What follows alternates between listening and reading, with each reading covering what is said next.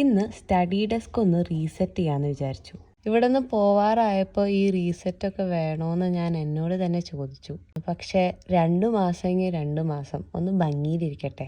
ഇത്രയും നാളും കളക്ട് ചെയ്ത് വെച്ച സെപ്റ്റോ കവറുകളാണ് കേട്ടോ ഞാൻ ഈ ഒരു കുഞ്ഞി മേക്ക് ഓവറിന് യൂസ് ചെയ്യുന്നത്. അങ്ങനെ കുറച്ച് നേരത്തെ കട്ടിങ്ങും പേസ്റ്റിങ്ങും ഒക്കെ കഴിഞ്ഞ് ഇതായിരുന്നു ഫൈനൽ റിസൾട്ട്. അതെ, കാര്യമായിട്ട് ഒന്നും ചെയ്തിട്ടില്ല. പിന്നെ ലഞ്ചിന് ഞാനൊരു സോയ സാലഡ് പുതിയതായിട്ട് പരീക്ഷിച്ച് നോക്കി.